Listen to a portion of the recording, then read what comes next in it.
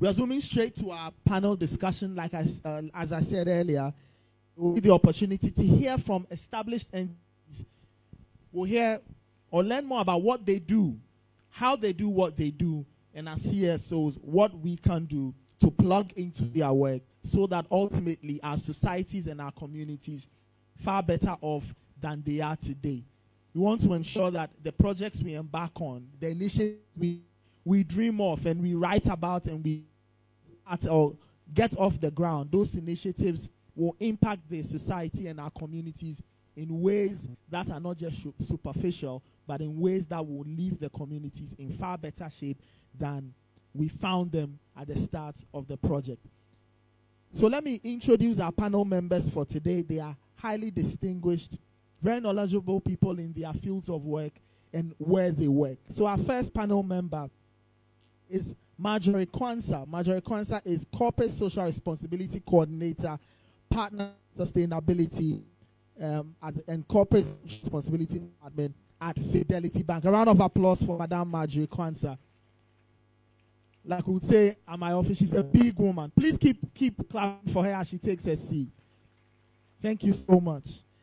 Our next member is Mrs. Georgina Asari Fiadbenu. She's the Senior Manager, Corporate Communications at MTN. A round of applause for Mrs. Georgina Asari Fiadbenu at MTN. Please keep clapping for her as she goes upstage. Our next panel member is Rita Ejewa Roxin. She's the Manager, Foundation Sustainability and External Communications at Telecel Ghana. A round of applause for her as she takes her seat. Thank you so much, Madam. And last but not least, we have Kwesi Adai Monunkum Otre. He's Senior Manager, Corporate Social Responsibility at the Ghana National Gas Company. A round of applause for him. Thank you so much. Please, let's keep clapping for them as they take their seats, because they are the central actors of what we'll be doing today. Central actors in terms of what we'll be doing today.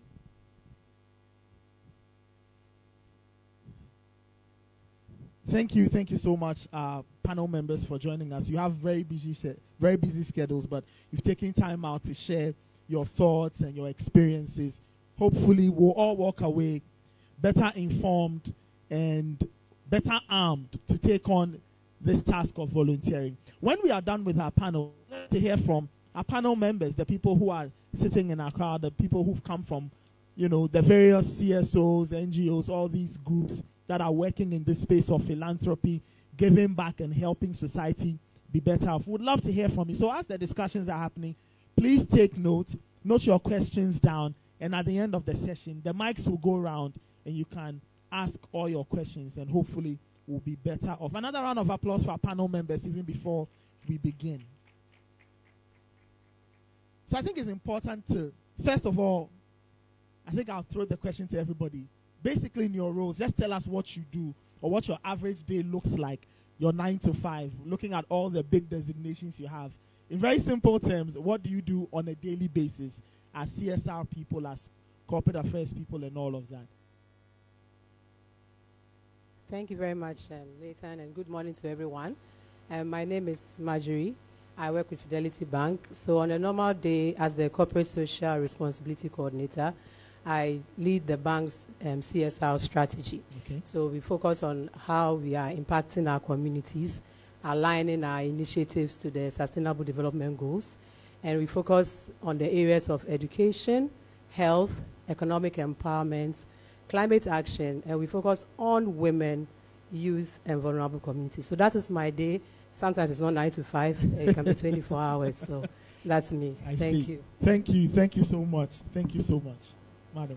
Yes, thank you, and good morning, everyone. Happy to be here. So,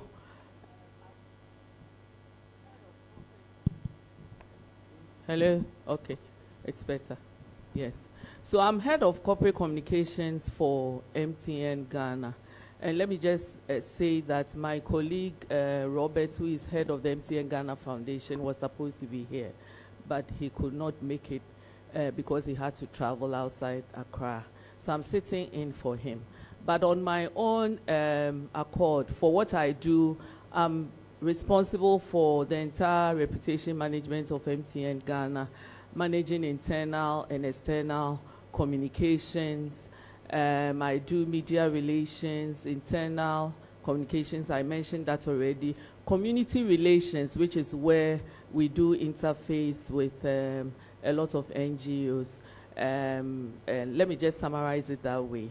What I also do, I manage communications for 3 brands currently, for MTN, which is Cancom Ghana Limited, for MTN Ghana Foundation, okay, and also for MTN Mobile Money. Okay. So in all these 3 roles, you interface with CSR on all scores, because all of the companies are doing it at different levels. But okay, as you know, MTN Ghana Foundation is solely responsible for rolling out our corporate social investments.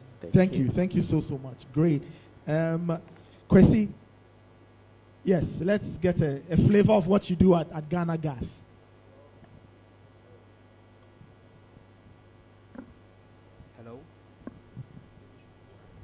Hello.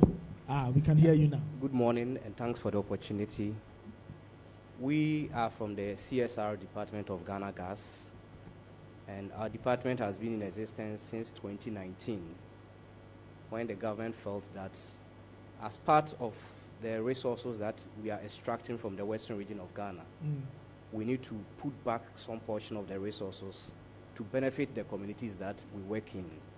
So a strategy was drawn up to establish the CSR department, under which we are supposed to roll out projects and initiatives that cut across education, health, water and sanitation, sports, social development, and any other related activities that the company feels that aligns with its corporate social responsibility initiatives.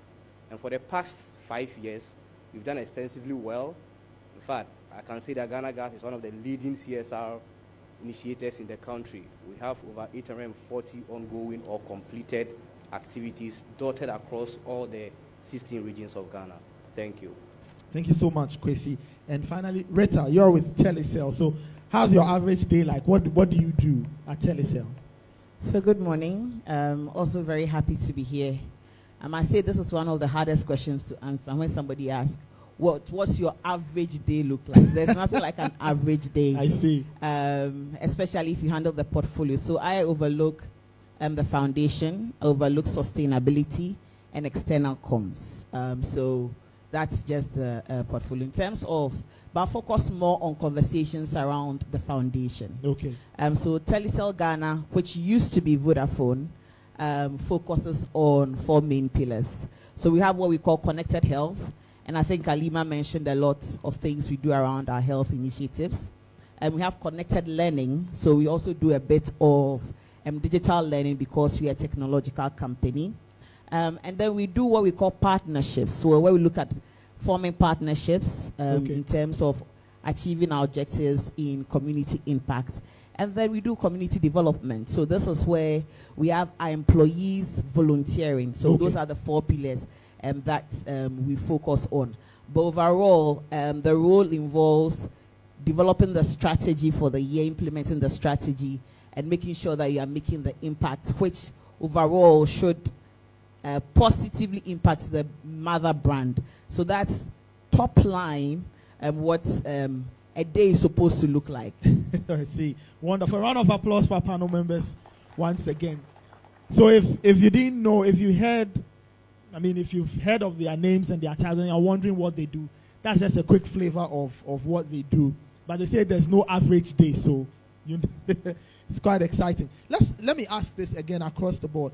You mentioned, all of you talk about success. You want to ensure that your projects work. So from your respective perspectives, what is success when you look at the CSR that you do, all these initiatives, projects you do in your communities? What do you define as success? Or what does each of your entities define as success? Maybe we should start with Rita. Okay, so for us, it all starts with what we want to achieve as a business. Okay. So top line, say for a year or for the next 2 years or the next 5 years, we want to achieve X number or X objectives under each of our connected pillars that we work with. But just to bring it to life, to make it relatable. So, for instance, if we say we want to see an improvement in the health and well-being of a particular community, yes. We focus, one of the initiatives is called the Health First, okay, which is a mass health screening. We also have the free rural ultrasound. So let me use that as an example. So if you want to improve the maternal health of a particular community, say from X to Y, that is where we start from. So it is very easy to measure at the end of the year. One, if we have impacted the number of people we wanted to impact, if we have seen a positive outcome in their health and well-being for that particular community. So it really depends on which initiative, but at the end of the day, it should match back to what we wanted to achieve at the end of the day. If it's an education, it's really seeing an improvement either in enrollment, an improvement in people knowing how to use gadgets better, learning better using the technological platforms that we have. Okay. So just as an example, that's what success will look like for the various initiatives. Okay. Kwesi, for Ghana Gas, what is success? You do a lot of work, you pump in a lot of money. In the end, how do you measure and say that this has been successful and this has not worked? For us, we view success from the perspective of the impact we are making. Okay. As I mentioned, we have about 840 projects that we've either completed or are ongoing. And for the completed ones, we look at the results that we are getting from the usage of those initiatives that we have done. If you look at the 840 projects, we have about 350 that are solely borehole projects. Okay. And you get to realize that these are at the very deprived communities where students sometimes will have to travel miles to go and fetch water before they even go to school. And these projects are where in your area of operation? It's across the country. Okay, across the country. Every region in Ghana has at least some portion of our CSR initiatives. All right. So when we do these kind of projects, at the end, the impact is that students who otherwise have to wake up at dawn, go fetch water, will now just get up, go to the nearby borehole, fetch water, get ready, get to school. They get focused, and we really get the impact that we're looking at. In terms of health, sometimes you look at instances where there's a hospital, but there is no accommodation for staff. Ghana Gas comes in, we build staff accommodation, and in instances where you have medical doctors refusing to go to certain communities, now they go and they feel that we can be provided with accommodation, so there's the need for us to go and support. We look at this as some of the impacts that we make. Then we also look at what we also get as a company. Okay. If at the end of the day we want to measure success, we look at how did the company also benefit. We have a CSR department with a lot of employees, and almost every week some of these employees are in the field. When they gain insights into the community activities, it helps us in informing our future CSR plans. And with this, we are able to gauge and know exactly what we have to do next. And that saves us from doing a lot of research that we would have to spend money on. Okay. So when these things are at play, we realize that, okay, we've been successful in executing these CSR initiatives. I see. Wonderful, wonderful stuff. Georgina, for MTN, what is success? Well, just let me add to what my colleagues have said, because I think that success is dependent on what you want to achieve at a particular point in time.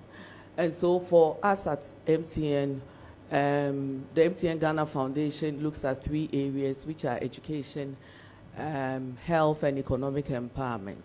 So and the bigger picture for MTN is that we believe that everyone deserves the benefits of a modern connected life. So I would say that top line, what we want to achieve is how are we using our services to impact, the lives of people. And whilst MTN Ghana is looking at the commercial side of it, we are also looking at how we use the profits that are generated from the commercial side to impact our society. And so those two has to come together, and the same for mobile money. Now, how does success look like? And like I said, it's dependent on that particular project, because every project will have its own parameters, what you are seeking to do. For example, if you want to impact education, and let me also say that overall, you want to look at how you also contribute towards building a sustainable world. And so for MTN Ghana Foundation, for example, now it's been absorbed into our sustainability department, which is a new department that has been created. Okay. It used to operate as a separate company like the NGO of MTN. Now we've set up a sustainability department because, as you know, sustainability has now become a bigger focus. And the MTN Ghana Foundation is now absorbed into our bigger sustainability focus. So what we have to do is to ensure that whatever we are doing with the MTN Ghana Foundation also helps us achieve the goals of our sustainability as a business. Now, to also explain that for our strategy as MTN Group, we've put ESG at the core of what we do. So what we are trying to do is to ensure that sustainability is embedded into every aspect of the business. So impact would be measured by what we determine as what will make us successful, but we also have to align with the expectation of the partner. Okay. So we are looking at strategic partnerships. Did the partnership work? Okay. Did you all deliver? Because it's not just about the private company, you know, for example, just giving out money. If you give out money to build a classroom block, was it built? But if it was built, was it built with the resources that you assigned for it? Okay. Was it built within time? Was it built within quality? So all of these things will be part of the metrics. And then you come to the beneficiaries. Did the beneficiaries think that this impacted them? So if it's a classroom block, did we have the kids going back to school? So for example, if you built the school and you did not engage with the community, you build the school, but maybe where the school is located now becomes a problem. Then you build the school, but you still haven't achieved your objectives. So you always have to look at, you know, aligning your expectations with that of the beneficiary community. And if there's an NGO, that is also an intermediary, because sometimes, or most of the time, the NGOs would be playing the role of intermediaries between yourself and the beneficiary communities. And you always have to align these goals, because sometimes there can be misalignments and even misapplication of the resources that you put together. I see. Thank you. Wonderful. So alignment is key, and ensuring that you get the matrix spot on. Marjorie, for Fidelity, how would you measure success, looking at all the things you do?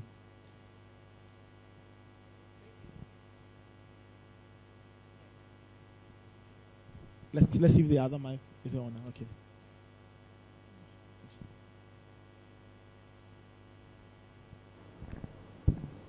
Sorry.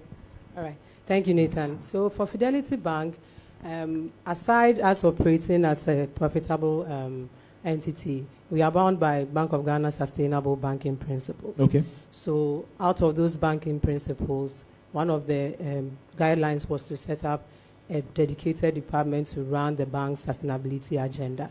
So under the sustainability department, which it's partnerships, sustainability, and CSR. And so I lead the CSR function. So for starters, it's aligning to the regulatory requirements of the Bank of Ghana, or the principles that we abide by. And then secondly, in terms of success, in the beginning, we go into strategic partnerships, whether it is with our NGOs or in international development organizations, even our staff, employees, and I mentioned NGOs. So we come together, we determine the needs of the communities that we are serving. We don't just design something and just dump it on them. We believe that the outcome of the project or initiative that we are delivering should serve that value and have that sustainable impact for its beneficiaries. So the impact, the needs assessment is very, very important. And that is where partnerships with the NGOs, for instance. So for our area in education, we partnered with an NGO called Pencils of Promise. I saw one of them in the room today. So as part of our education pillar, we had the Orange Impact Initiative, where we set out to adopt 15 schools as part of our 15th anniversary, and then provide them with infrastructure support. So we leverage on the presence we had in the country. We have branches in almost every region in Ghana. So we engage our staff to find these schools within the regions. But for the persons of promise situation, the school we selected happened to be one of the schools that Pencils of Promise had also identified as one of their school intervention programs. So this, we came together, we aligned on the needs, and we realized that we were all speaking the same language. Okay. And then they were on the ground, they had the expertise, so they went ahead. We provided the funding, the support, the monitoring to be able to deliver the project. And then one of the outcomes is that after we build the classrooms, what next? Before, this is a number of children that were attending school, but now with new and improved facilities, we have this number of children coming to school. And it's not just about leaving them with the infrastructure. You're looking at long-term sustainability. What else are we doing for these people? So we are a financial institution. So we try to incorporate financial literacy, carry everyone along when it comes to financial literacy. So in the end, all these things come together to build or to define what we call success for us. See, wonderful. You gave an example of your success. I don't know if the other companies would want to give us at least one example of a collaboration between yourselves and an NGO that you would take off and say, this is an example of a successful collaboration. Yes. Yeah. Okay. Yes. Okay. So I can start. The example I would share is one that's very dear to my heart, because at a point in my life I worked in healthcare. Okay. And this was during the most difficult time that everybody will remember, probably till the next 10 years, and this was the COVID period. Yeah. So this was a time, and I don't think anybody here does not know what COVID brought to bear. Where would have all been wearing nose masks, and when somebody sneezes, everybody will look at you like you have committed. Exactly. So during the COVID time, the health facilities were choked. The biggest thing was people were even afraid to even go to the health facilities, because you don't know what you are going to encounter. So if you had a common cold, it might not be COVID, but you're actually afraid to step in. Mm-hmm. What Telecel did at the time was set up a call center. Okay. Furnished with doctors. So instead of, if you have slight symptoms, or if you have any symptoms you are not sure of, you can actually call, say, these are my symptoms, and then the doctor will now advise. If you had to visit the facility, then you actually go to the facility. So in this way, there were two things. One, we're still providing the kind of health care that was required that will make lives better. Yeah. One, your mental health, because once you start coughing, you're already scared. Yeah. And then we're also freeing the facilities, because we didn't want the case where there were pressing cases or there were more urgent cases that required doctors' attention. So just as an example, during the COVID, this was one of the things that we did. Over the period, I think the call center ran from 2020 till about 2023, so for 3 years. 3 years. We were able to support over 20,000 people over that period. So as Ghana was there was no longer the COVID risk, that's when we actually took off the call center. So that's just an example that we worked with an NGO who had medical doctors who were working with us. Thanks. Wonderful. Great stuff. Chrissy, can you give us a specific example of Ghana Gas's partnership with NGO that was a huge success? Yes, we have a couple of them, but there is one that is very dear to the company, and we call it the Ghana Gas Mini Soap Factory. Okay, the Ghana Gas Mini Soap Factory. Yes, we undertook this project in partnership with GACO, Ghana Congress on Evangelization. I see. It's a women empowerment NGO that trains and gives women sustainable skills for their upkeep. Now, we decided to go a step beyond what GACO actually does. Instead of just training the women, we said no. Sometimes when we give them training, they don't even have the resources to put the training to use. So let the company put funds down, dedicate those funds into constructing a soap factory. And we are doing this at the backyard of our processing plant, that's at Elembele. We have 4 communities that we have drawn participants from. There are 60 women. And after training them, the company established the mini soap factory. that produces liquid soap and detergents. And we didn't just end there. When they produce and there is no off-takers, how are they going to make money? So we said, look, we have people who provide janitorial services to the company. Let us create the market linkage so that they will buy the products from our factory and then the women will get money. Beyond that, there are a lot of educational institutions within the Western region. Okay. And most of these institutions come to Ghana Gas for support. So as part of our leveraging strategy, we also introduce the product from our factory to these institutions so that they also buy from the factories. And through this, I can tell you that the 60 women that we trained are now having sustainable means of income that they are using to support their households. I see. Wonderful. Great stuff there from Ghana Gas. Georgina, MTN, great example of how you partnered with an NGO to get a successful project off the ground, and you saw it to the very end. Okay, so there are quite a lot, yes, because we've been doing this for, I'm sure this year will be 17 years when the MTN Ghana Foundation was That's a long instituted. time. Yes. So MTN Group believes that wherever the company is, there has to be a foundation. Okay. And so it's part of the business strategy. It's not an afterthought.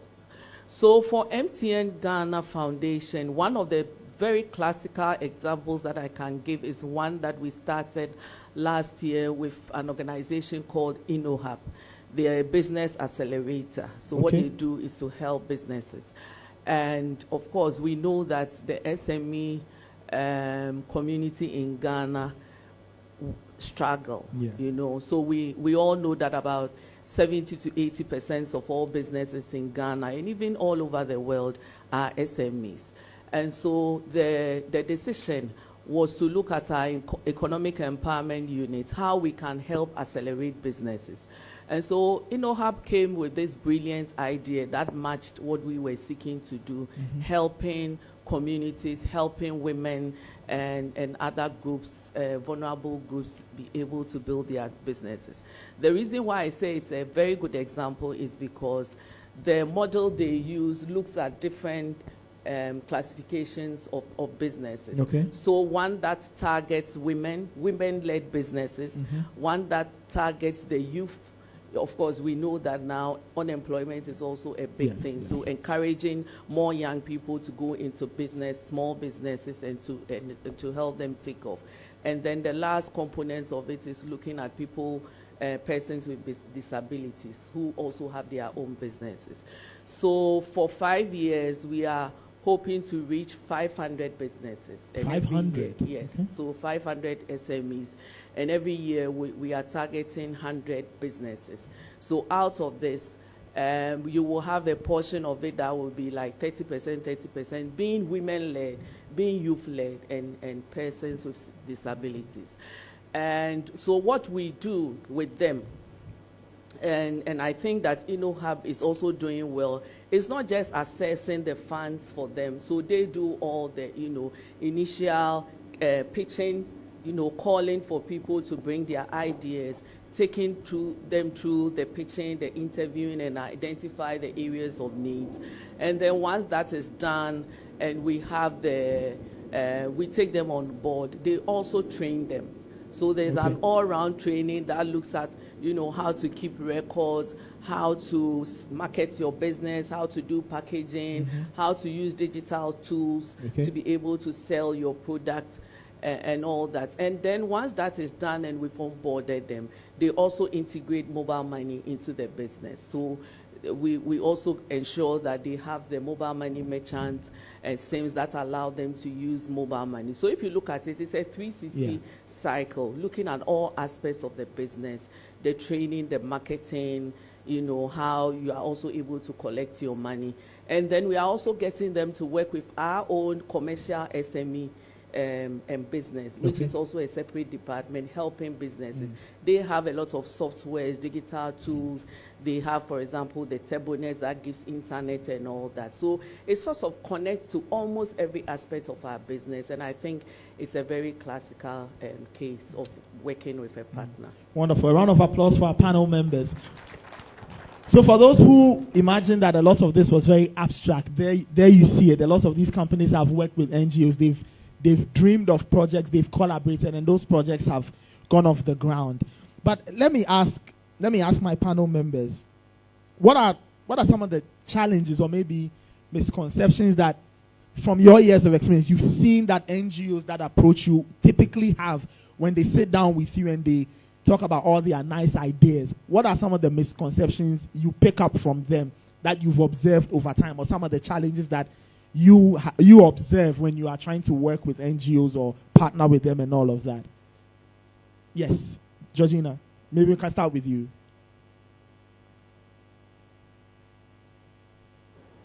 So I think this one is quite easy for us.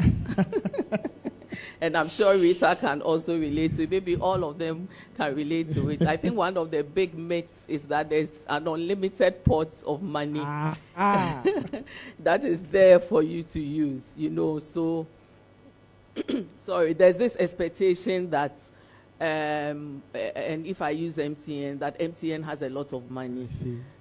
We do have money, but I'm not sure it's a lot. So it's much not that, unlimited. It's unlimited. So I think that it's one of the things that we need the partners to see, that no company has unlimited and pot of money or resources. And so every partner who is seeking to work or to solicit for funds or support or partnership must come with that mindset, knowing that this is a business that has decided to share a part of its profits. And so it's a part of the profit that you've made. The second thing that we also need them to know is that you are also not the only person that we are partnering with. Okay, so there are different partners who are meeting different needs. And so if you come with that mindset, I think that it makes you also very focused and more responsible. Okay. And then when you commit to things, so for example, you may have SLA, service level agreements, or you may have a contract or a memorandum of understanding, you take it seriously and not have this assumption that, oh, MTN has money. If this thing doesn't work, they will pump more money into it. You should know that once we sign with you and say we are doing this for 1 year, it's like you are under trial, because the thing has to work. You spoke about success. So whatever indicators we've said has to be met to enable you want to put in more money. And then in the area of accountability, there's a lot that needs to be done. It's one of our biggest challenges, ensuring that people are accountable, and when they take the resources and you put the resources in the community, for example, you have an interest in ensuring that it works, it's sustainable, it lasts. The culture of maintenance in most of our communities is I don't know how to describe it. So there's this expectation that if this doesn't work, so let me use an example. So you set up a maternity block for a hospital, and you put in a lot of equipment. So I'll use Keta, which is the latest hospital where we refurbish the entire maternity block. I think we put in about 15 million, if I'm not mistaken. So it's a whole unit. You have a NICU unit, you have the incubators, you have the mother and care. It's like, delivering a baby in, a modern hospital anywhere in the world. And there shouldn't be that expectation that MTN is a lifelong partner, always putting money into it. Because if Keta needs it, then Konfanochi also needs it. Kolebu also needs it. Tamale Teaching Hospital. There are so many hospitals who also need help. So if we've invested this amount of money, your responsibility, the least you can do is to take good care of it and ensure that it lasts for a longer time. Thank you. Okay, so maybe I can. Okay, Marjorie. Okay, Marjorie, you want to add something? Yes, and also to add, in addition to having that bottomless pit of money, I think that NGOs also approach with a mindset of not also contributing their quota. And so for us at Fidelity, we hammer the match funding strategy. So from the onset, we tell you we are not doing what we call maybe title sponsorship or full sponsorship. So I think that NGOs should also start putting themselves in that position, if they are not already, to have a match funding approach to their strategies when they approach a bank, or a corporate entity. So, I mean, there should be evidence that you have made efforts to also raise funding through other sources and not just bringing everything. They can submit very huge budgets. It can be really, and then sometimes it kind of discourages or kind of it doesn't give you the opportunity to stand out, if I should put it that way, because a huge budget would definitely be a put-off. And like Georgina said, it's a portion of the company's profits that they have committed. And throughout the year, things happen. Things change. Budget reviews happen all the time. So it's not constant that once you submit such a budget, an entity is mandated to support. So match funding, I would advise, should be a strategy that NGOs should be adopting if they are not already. Thank you. I hope we are taking note. Rita, you wanted to say something? Yes. So I think I will focus on maybe NGOs who are starting out especially. Okay. And usually they'll look at the big corporates. Okay. I know if I go here, these people seemingly have a lot of money. One, passion is not enough. Okay. So you might have the passion to really transform your community. In as much as it is a non-profit organization, you still need to get your documentations right. Mm-hmm. You still need to have a proper strategy. You still need to be able to talk through what you want to do. Okay. Sometimes you speak to people and there's so much passion, but then for us to even onboard you and start our processes, because we are multinational, you have to go through all these 110 registration processes. And sometimes they just don't have it, or there isn't that understanding. So my encouragement, especially to NGOs starting out, make sure you have your documentation right. Mm-hmm. Make sure you have a proper strategy. It's not only businesses that make money that need strategies. And then how you plan to articulate. For maybe NGOs in the mid-term, one, showcase what you have done, showcase your ability, and showcase it in clear terms that anybody who takes a one-pager can understand. Sometimes people submit a whole dossier. I might not have the time to read a 50-page document to see what you have done. So showcase in a very clear, systematic way that I see it and automatically it connects. I say, okay, this is something I can do with you, because believe you me, even though we have our pillars, we are constantly looking for ways to continue to impact lives, impact communities. So one, passion is not enough. Have your registration and all your documentation right. Have a proper strategy, and also find ways of communicating articulately as possible. Thank you so much. These are great points. I hope we are taking note, the NGOs. We'll hear your questions later. Kwesi. Yes, Kwesi, you want to add something? Add this briefly. The NGOs must also understand that they work in different organizational cultures from what the corporates also do. So, for example, as an NGO, you can just get up today, decide that I'm going to Ghana Gas, you just go. But at Ghana Gas, when you bring your request to us, we have to go through different organizational structure at our place. Sometimes a request can come, will take about 3 months before we can get the board approval to execute such projects. So the timeliness of what you want to do. If you want to start a project with Ghana Gas, for example, the project is next week, I doubt it's feasible. Sometimes 6 months is what we need with you. Go through the needs assessments, ensure that it properly aligns with what we do. We have to look at your track record, whether you have the efficiency and the personnel, the expertise to do what you want to do. So understand that there is this differences in what you are doing at your setup and what we do at our setup.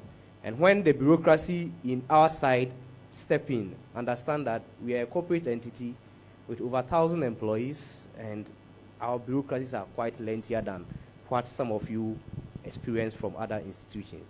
Thank you. Wonderful. A round of applause for them. Great points they've shared on how to get their attention, or the kind of misconceptions you may have, and they've tried to clear those misconceptions. Let's talk about sustainability, because I noticed in all the responses I got, sustainability ranked through. And even in your designations, I noticed that lots of them said you were looking at one aspect of sustainability or the other. What effective strategies can be employed to ensure that these partnerships you have with these NGOs or CSOs can be sustained over the long term? And maybe as you answer that, you can share some thoughts on community ownership, so that these projects don't just start and buildings are set up and all or put up, but how they can last so that the communities also have a stake in it, and then they cause the impact we all want. Anybody can answer, I mean, in any order. Yes, when it comes to sustainability, we have a strategy at Ghana Gas that we use to ensure that all the projects we start are sustainable. Mm-hmm. And it starts with needs assessment. Okay. It's the first thing we will do when we get a request from any entity or any community. We need to ensure that what we are requesting for is really what you need. If, for example, you don't have a classroom block in a community of about 1,005 people, and you come to us that you need a community center to be built for you, we'll go down there to see what really do you need. And when we're able to ascertain the proper needs of the people, it helps us in building responses that address the problems that are basic to the people. Then we try to also involve the community people, as you mentioned, the ownership. For example, we were just to catch you, I just have a question. So, for example, I say we need a community center, and then you do your needs assessment and realize that instead of that, the community probably needs a school or a hospital. Do you turn away the NGO, or you kind of redirect them to say, okay, instead of this, I think you need this, and then you proceed? Yes, we call that realignment. Okay. A lot of the times people approach us and what they bring is different from what they go away with. And that is after we have done our assessment, we get to realize that, no, you don't need this one. We think that this will help you based on our needs assessment, based on our engagement with the beneficiaries. This is what they really want from the company. For example, somebody can put in a request that I need an AstroTurf. They are going to spend millions of Ghana cedis to do that. In the same community, they don't have water. Okay. Though the youth are enthusiastic about getting the AstroTurf. They want to be the next Messi and Ronaldo. Say, look, this money we are going to use to build AstroTurf can get you about 100 units of boreholes. So why don't we do that for you? Then maybe we add some toilet facilities for your secondary schools or junior high schools that are around. And after doing these extensive engagements, they begin to understand where we are coming from. And mostly they will go away with our recommendation, and the company will support them. But they still give them the AstroTurf. If you need AstroTurf. Thank you. Georgina, I'm sure you also have some examples. Yes, I think we'll just keep it maybe one at a time so that we all take our turn. So just to say that sometimes, just as he said, you sometimes may scale back or you may scale up, because there's been instances where we've done our needs assessments and we realize that although they need what they say they need it in a different form. So let me use the Keta Hospital, for example. They requested for a refurbishment in a different form, which was smaller than what we did eventually. Because then when the CEO saw the project, we have our board members. So it's important for us to also note that the friends in the company are not necessarily the ones approving the project. That's a very important note, because sometimes you tend to think that, oh, my friend is in Fidelis, oh, she's the head of sustainability, let me just write something and send it to her, hoping that she is the one making the decisions. But for us at MTN, for example, the foundation has a separate board of directors, and on that board of directors, you have the CEO, you have the head of corporate and sustainability, you have the CFO sitting in as an additional member, you have external people. So, for example, the board chair is an external person, and they are the ones looking at the project as experts, critiquing it and looking at whether it suits your needs and also aligns with our needs. So, like I'm saying, sometimes people will bring small projects. Our consultants and our team will go to the field or to the community and do the assessment, and they will say, if we put this here, it will not last. It will not make impact because it's maybe not too ambitious.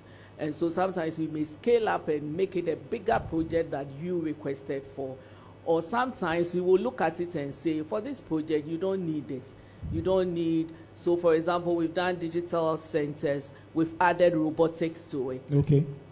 Depending on where the community sits. So one example is something we've done with the Manfi girls. Okay. Yes, they won an international robotics. They are big on robotics and yes. all of those things. So they requested for I think an ICT center, and we added a robotics center. And we made the robotics and the ICT center very big enough to take the entire community.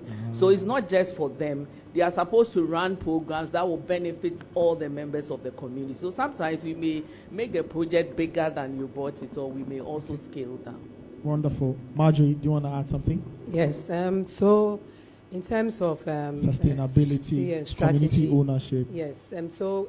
For strategies, I think the main focus of this conference, volunteering, because yes, there's a financial aspect of it, but sometimes corporate institutions also have the capacity to offer volunteering time for different initiatives. So for us at Fidelity Bank, we have the Thriving Employee Volunteering Program. So we encourage our staff to get involved in philanthropic and community activities where they use their skills. So for instance, we pick a school, we want to raise awareness on financial literacy, IT, marketing, PR. We have all these skills within each department or branch within the organization. So effective use of volunteering time. From January to date, we've been able to commit almost 1,000 hours of volunteering time among our employees across the country. So employee volunteering time is key. It's one of the thriving areas where you can still drive change within the community. And I also mentioned that these branches are within communities, of course. So there's this, you establish that presence within the community. So the people are always engaged with the branch. Aside going for their banking services, we have Fidelity staff who are in the community raising awareness on financial literacy, climate action, environmental protection, girls, menstrual hygiene, and the like. So focus on employee volunteering will also be part of effective strategies as well as engaging the community to drive change. Wonderful. Rita? Yeah, just to add to, and I think brilliant contributions from fellow panelists. But I think for us, in terms of sustainability, for any project to be approved, we must have a sustainability line. Okay. In fact, that's one of the things that my board always require. How do we ensure this project or this initiative is sustainable? So which means it's incumbent on the NGO or the partner to indicate. Okay. And where it is an employee volunteering program, so for us, what we call the Red Hearts, you pitch per department, and one of the criteria is to show how sustainable the project will be. So some of the things that we do, basically for community projects, we get the communities to understand that this is your project. Like Gina rightly mentioned, sometimes you build a nice, you digitalize a library, you go back and say, oh, the system units, when I put on the light, it's not coming, so they've plugged it. Probably it will cost about 100 cedis to fix it. So it's getting communities to understand. So one of the requirements from our board was to get communities to actually sign that this project is not a Telecel Foundation project. This is for your community. I remember when we were in Wale Wale for one of our EVP projects where I think our digital technology team built a computer library. The school got the PTA chairman, the school itself, and the GES rep to ensure they had the security, to ensure they had everything required. And all these are documented to ensure the projects are sustainable. So these are for infrastructural projects. For initiatives like healthcare, for instance, I mentioned we do regular health screening, we do rural ultrasound, and then we do mass discharges from hospitals. So some of the reasons why people are not able to afford healthcare is because they don't have the national health insurance card. So apart from giving you the screening or providing the rural ultrasound for you, we also register you on the national health insurance. So there is that continuity of care. So sustainability, one, is critical. Actually, it's a requirement for every project that we do. And also get the communities to sign on to understand that these are projects that are for the community. It hasn't taken away totally the challenge, But however, it actually improves the success measure that we are looking at. I see. Great insights there. So everybody, you've been doing this for a while. I mean, you mentioned 17 years, Fidelity, you've done your bid, Ghana Gas, Telecel. If I asked you to look 10 years or project 10 years from now, how do you think, or how do you envisage partnerships between NGOs and corporate entities to look like? And what do you think will be some of the areas that will get your attention, or areas that you'd want to focus more on? Mirza, maybe we can start with you. Yeah, so I think the future looks very exciting, especially for NGOs, because more and more organizations are looking for collaboration. We are looking for partnerships. So I think there is a lot of opportunities if you get your things right, if you get your basics right. Mm-hmm. So one, you have to either focus on a specific area that you become so versed that when I think of crowdfunding, I'm thinking of one thing, because I have built that capacity over time and that capability over time. Okay. So one, that is one area. Second area is in terms of showcasing, and I think I already mentioned that, what you have done. So it is very easy for people to actually identify you. I think the first presenter spoke about people calling her to say, I have something to donate, but it's because you have built a track record.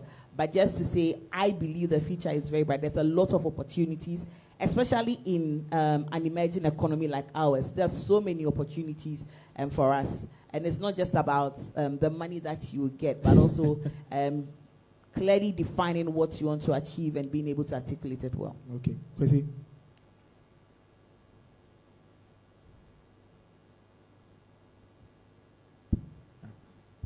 For us, we see the future to be exciting as well, but we foresee that there's going to be a little bit of a shift. Okay. Currently, our CSR activities are purely driven by capital projects. Okay. We are building classrooms, we are building hospitals, we are building astroturfs, we are drilling boreholes. So projects that require lots of money. Yes. But over time, you also look at how to put the expertise of our employees to use. We have engineers, we have quality assurance team, we have project management team. How do we put them to use?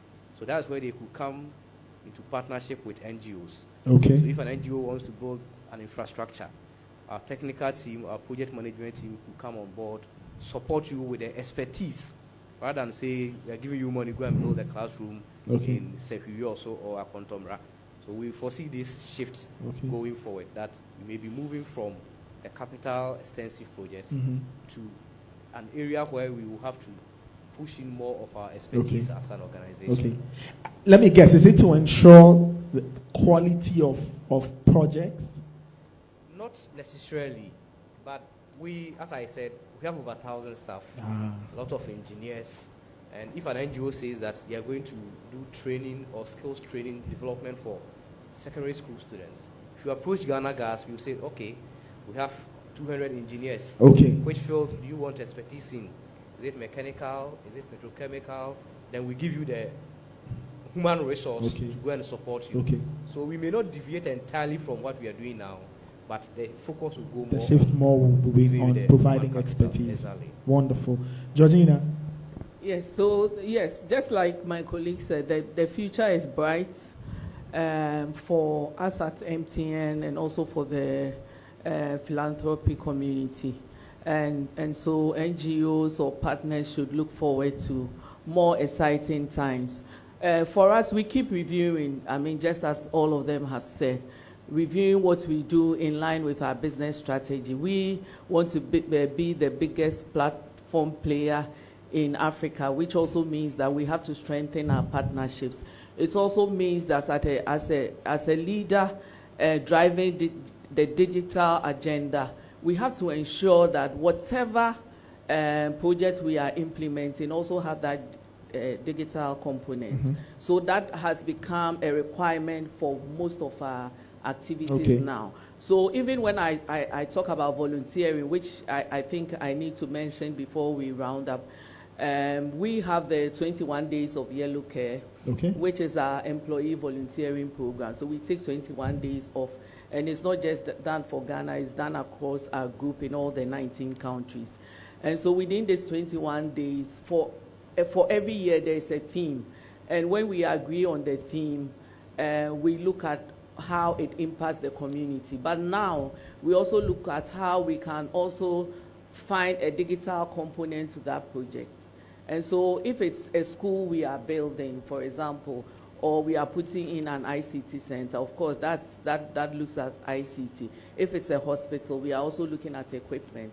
How can we help them manage their records, integrate a digital component into it? So a classical example is what we did this year in Ebri, I think Ebri Sectec.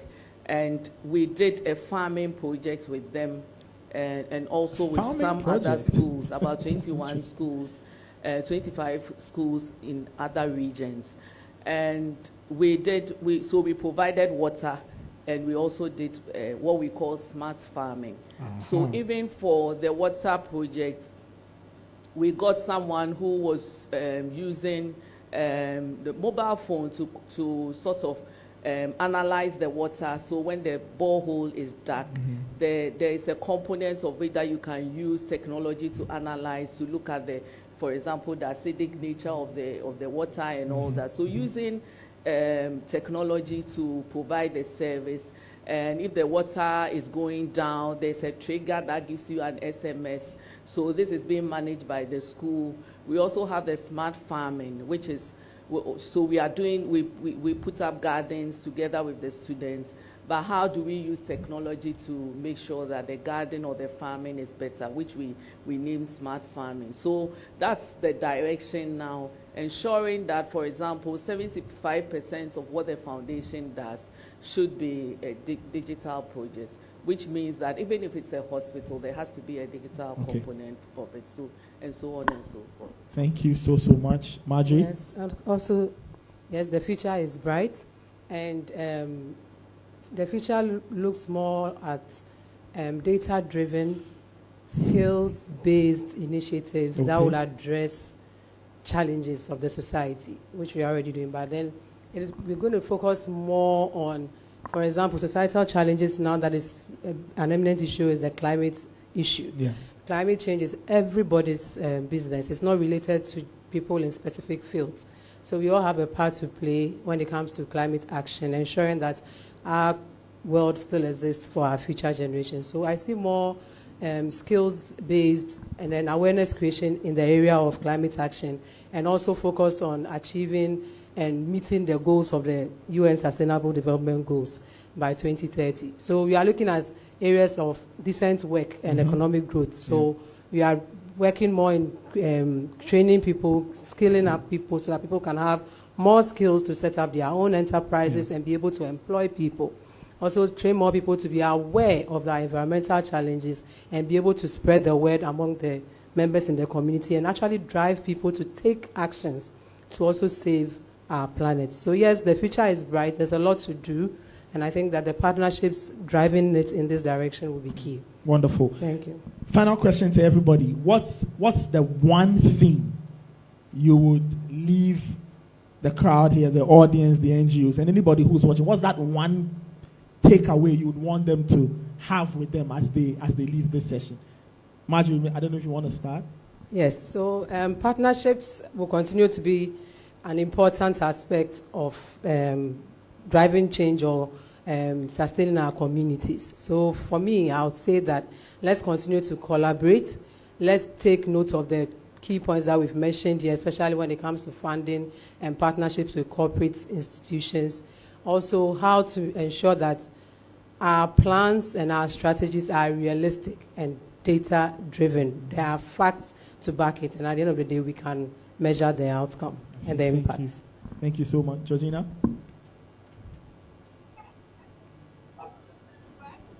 The one big thing for me, I think we've mentioned it already, I'm just going to reinforce it, which is sustainability. Okay. Ensuring that whatever resources we are putting in the community together is sustainable. And I think Rita already mentioned it, we've all mentioned it. Whatever resources we agree we are going to put together in the community is for the community, it's for you, the beneficiary.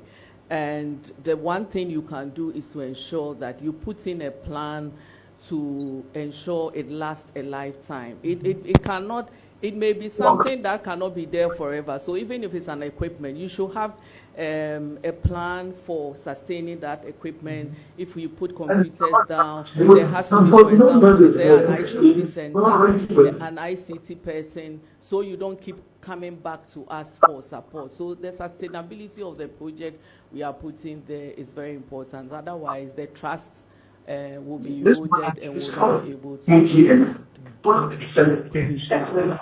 For me, I will tell the NGOs to diversify their funding sources. See, when you rely on only one partner, the risk is that the support may cease along the way, and that will be the end of your NGO. Sometimes, too, as I said, we are now focusing on capital expenditure. Yes. So if you are with us, over time we say no, we are moving to the other areas. If you are not careful, you may be compelled to also change your focus, because we are the only partner you have. So instead of you saying that you build classrooms, now you say, okay, we also do training on career guidance and those things. It doesn't help. So stay focused and diversify your funding sources, so that when one partner pulls out, your organization will still remain in business. Thank you. All right. Rita? Yes, so I think just in addition to what everybody has said, I would say also look at where the world is going, and let's move with the trend. Sometimes you might start with your community issue, and you might be known for doing something positive around health, around education, around around WASH, which is the water sanitation bit. But also look at where the world is going and then move along. So now there's a lot of conversation around climate change, around the environment. Is this something that you can diversify, to borrow Kwesi's words, to diversify in? So you are also a sustainable NGO or a sustainable business in itself. So that's what I will add to it. Thank you so much. A round of applause for our panel members. So we had from my left to the other end, we had Marjorie Kwanzaa, Corporate Social Responsibility Coordinator, Partnership Sustainability, Corporate Social Responsibility Department at Fidelity Bank. A round of applause for Marjorie Kwanzaa.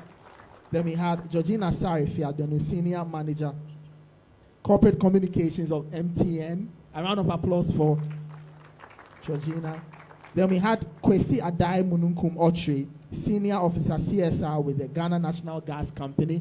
Round of applause for Kwesi. And Rita Ijewa Roxin, Manager, Foundation Sustainability and External Communications at Telecel Ghana. Round of applause for Rita. Okay, so we've heard our very good friends from the corporate world. They've shared a lot with us. I'm sure as the conversations were going on, you had your questions noted, you put them down. So the floor is open. We'll pass the mics round.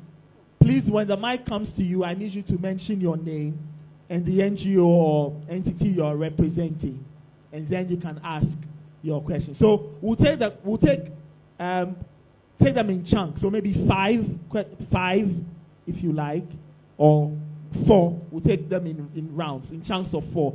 So 4 now, and then we'll take the rest later. I hope my volunteers are passing the mic round. Please bring it to the front here. There's a gentleman here. He raised his hand first. He was the fastest hand. Let me put it that way. If sprint, he would be first to the line. Thank you very much. Thank you very much.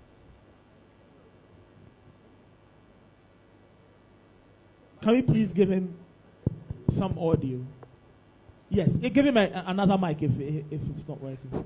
Thank you very much, and the panelists have done a very good job. My question and my comment and my recommendation goes to all of them, but my question or my comment goes to Telecel, the representative from Telecel.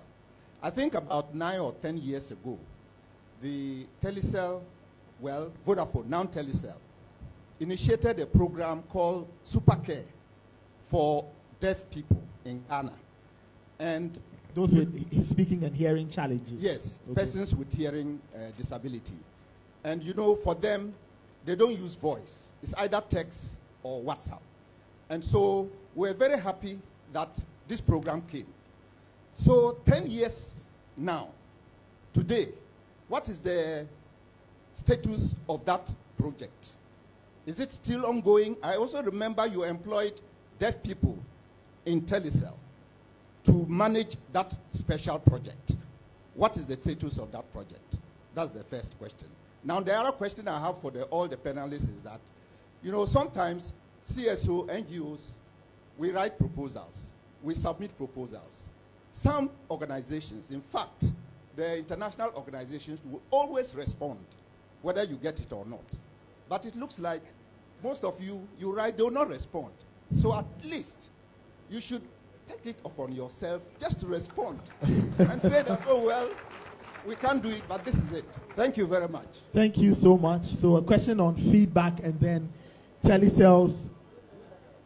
Okay, I think let's note them. There may be more, so you can note them and answer in chance. I think the mic can or should go here. All right. Thank you very much. My name is Eunice. I work with Star Ghana Yes, thank you so much, Foundation. And I listened so, attentively to the conversation.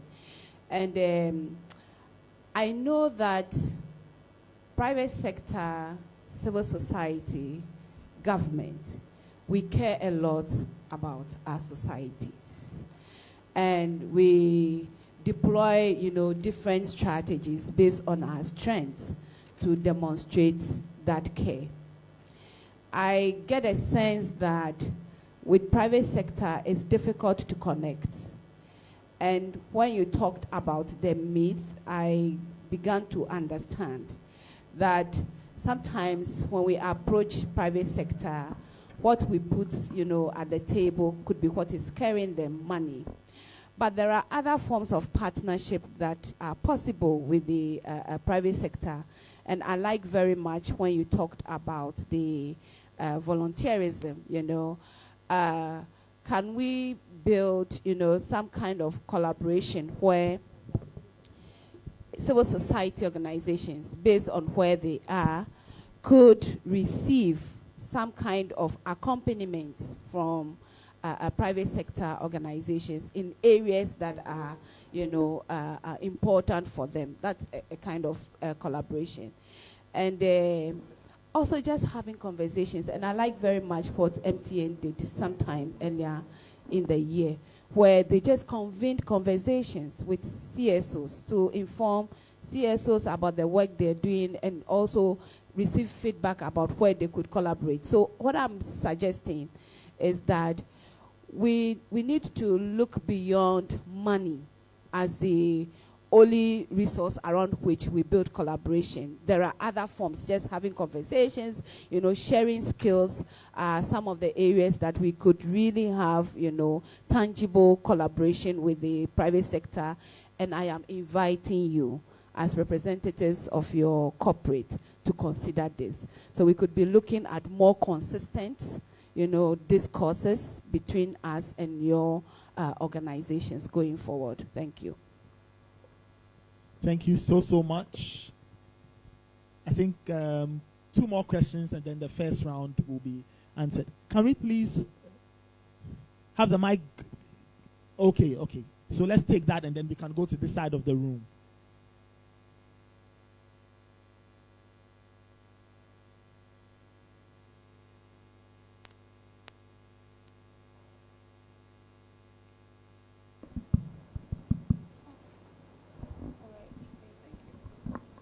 Hello, my name is Irama Benin, and I work with the Central Leadership Program. In our program, it's a blended learning program, and at the end of the 1 year of their training, we expect our young people to go out and do social impact projects. And our projects, hearing you, a lot of our projects fall in line with what you all do. However, because they have such a short time to implement their projects, they have just 6 months at the max. They realize that whenever they go to corporate organizations, as you rightly said, there's long bureaucracy, there's a lot of paperwork. And so I'm asking, is there room for encouraging young people to carry out social impact projects and to be encouraged to source for expertise, not just funding, but expertise from you as well? Can we, as a bigger organization, serve as the cover so that we have an agreement with you, and then they can, because they are under us, come to you for whatever partnership they are looking for? In our case, sometimes they need, we also need project, social impact project mentors. So these are people with project management expertise, as you mentioned. It's a blended learning program. Sometimes they are providing ICT solutions and so on. So that's my question. Because the time is so short, is there still space for encouraging young people who are within the university space, who want to do volunteerism, who want to do exceptional projects? And we've seen wonderful projects. Toilets built in Choco. We've seen classroom block completed. We've seen AI being used in mental health. These are all projects that have been carried out over our 6 years of existence. But we still see some pushback. Is there any way we can break through the bureaucratic tape and work with corporates like you? Thank you. Thank you. And then I think we can go here and take one question just to complete the round. One question. Yes. Hello, good morning. Hello, My good name morning. is Reverend Akushka. I have an NGO called Women and Children Network Development Foundation, and then the abbreviation is WCNDF. I am into climate change. Right now, I have about 1,300 women at the riparian areas, those communities that are living along the Volta Lake side. And I've started with farming, groundnut farming, maize farming, and okra farming for them. They have harvested their first listen, and I'm distributing mosquito nets, medical treated mosquito net to 4,000 women and their children.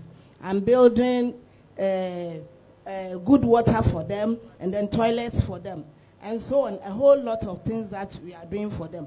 Now, what I want to bring across is, can there be any partnership with our organization so that those people there too, they can also be happy? Because I selected the widows, the vulnerables, the pregnant women, and then the lay persons. Those are the people that I'm working with. Okay. Can there be any partnership? Okay. All right. Thank you. Thank you so much. We'll come back for another round. So please note your questions. We'll come back. We just want our panelists to be able to answer each and every question so they are not overwhelmed. So Okay. let me Yes, start panel because members, there was yes. a specific question on Supercare. Yes. So very happy to say Supercare is still very live and kicking. Actually, in this month of Care Month, this is the Customer Experience Month, we actually extended. At first, it used to be just the call center where you call. Now, on our Telecel Play app, which is on the phones, we've actually introduced something specifically for that community. So in terms of the kind of data bundles that they get, and still getting that video calls, getting people. So yes, Supercare is still very active. It's something I am very passionate about. I've tried to learn some of the science myself. So Supercare is, and it is not going anywhere. That's a commitment that we have. And then I'll try and touch on some of the questions that came in. So respond to proposals, yes, we will respond to. We try to keep a tracker, what we do in our department. There's a gentleman there called Ernest. I hope he's somewhere seated. He's supposed to do response maximum 48 hours. Let the person know. If we can do it, we can. If we can't, we can't. Okay. So, yes, we'll respond. And then I think there was something around partnership beyond money. Okay, I think she's up. Yeah. Beyond money, are there partnerships opportunities available for us? Yes, there are. Sometimes you have the conversation. You sit in the long meeting. Yes, we sit, and they say, "Okay, I can't give you money, but I can give you this." And you see the person just go like this. So yes, we are interested, but also sometimes the feedback that we get is like, if I'm not getting the money, or you. So we are very open to that, and I can speak for myself.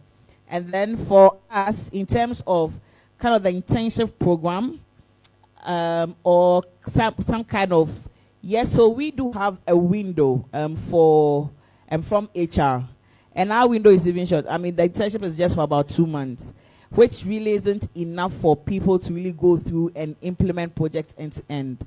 But can we explore opportunities? Certainly. So that's it from me. Okay. Any more? Kwesi, you want to respond to some of the questions? I'll talk about the response. In Ghana Gas, in fact, we get overwhelmed with the requests that come. But that notwithstanding, we try to keep it that if you don't hear from us within a month, then it's likely that you were not successful with your attempt. So, but going forward, we will try as much as possible. In fact, we've developed a model that at any stage, when we need further information, we have to come back to you.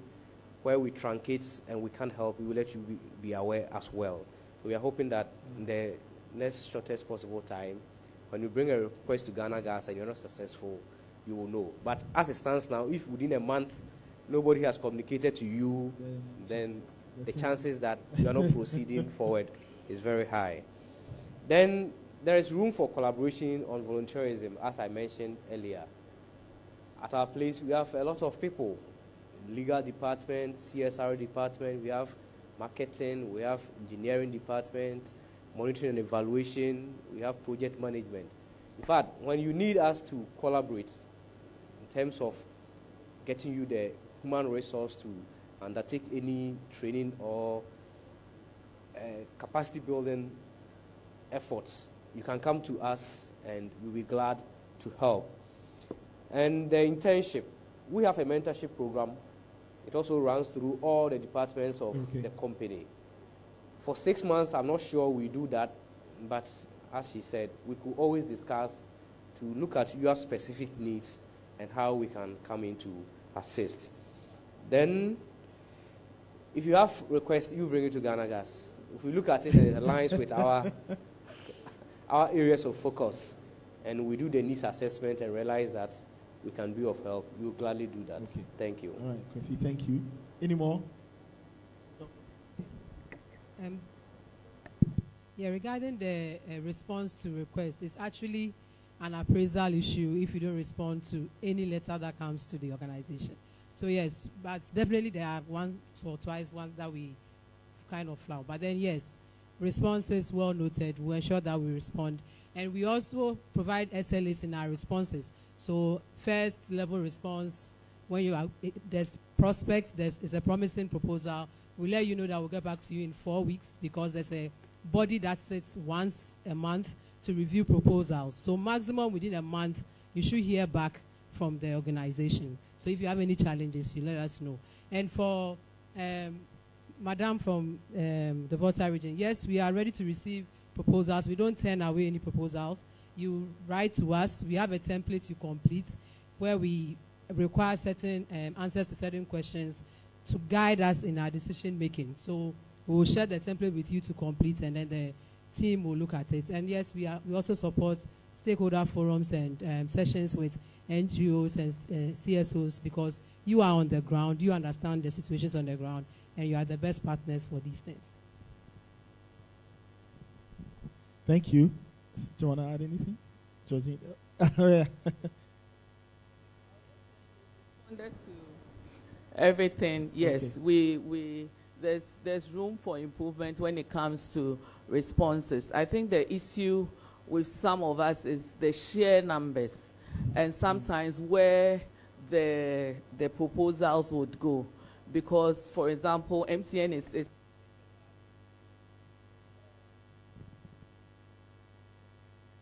okay, maybe you should have this mic.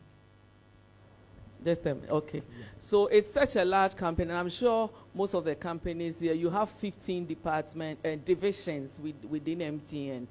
And sometimes the proposal, which is meant for MTN Ghana Foundation, may not be properly addressed, may go to marketing, may go to MTN business, may go to mobile money.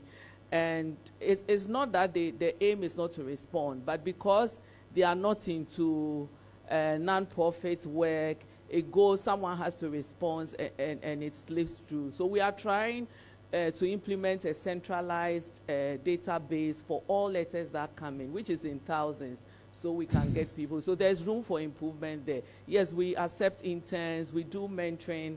Interestingly, 3 days ago, our CEO met a group of 10 girls from the University of Ghana. There's a STEM program, and they spent a day with him. And we have similar programs.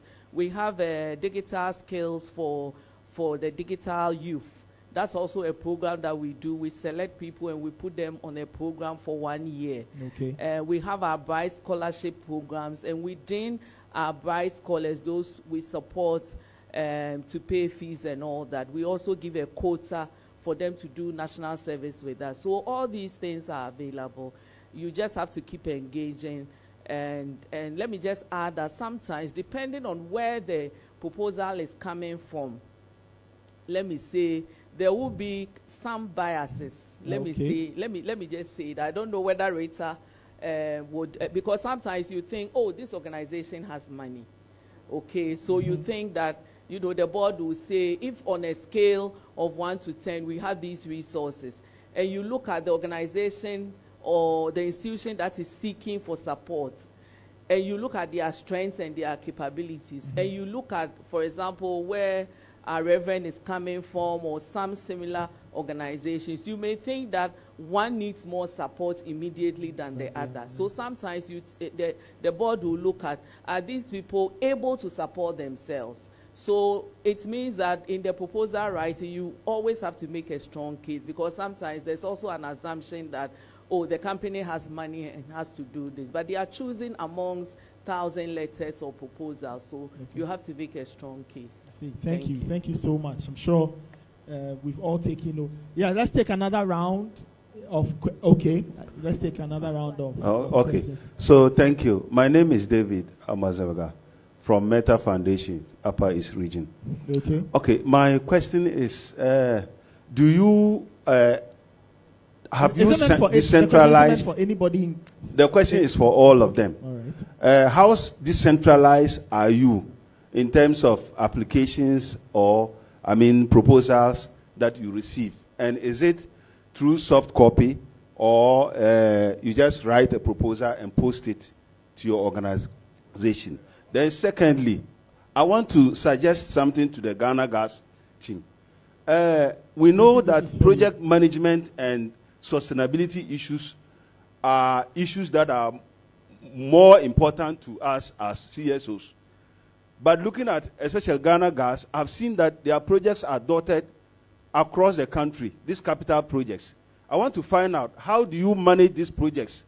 How do you take care of these projects that they can be sustainable? Once you are not using CSOs, and you are doing this on yourself, who manages these projects for you? Okay. Thank you. Okay, let's take one. There was a hand that went up earlier. Yes, one question per person. And yes, please and please brief. let's Thank you. Keep it brief. Let's keep it nice and simple. Yes. Okay, so my name is David Ewisi. I'm the director for Youth Rise International. Okay. So I have quite a lot of questions, but I will just... Yes, just give us one. Yes, just so one. Being part of the Star Ghana Foundation Shift the Power initiative, we believe that when making decisions for support, it is important that the people who are impacted are part of the process. So I want to find out, on your board, do you have people for the community represented, so that they will represent the voice of the community and influence decisions that will favor them? And then do you have young people, the youth, also represented on your board? It's important to have these indigenous people on your board to be able to help shape the power and make decisions that will really promote their interests. Thank you.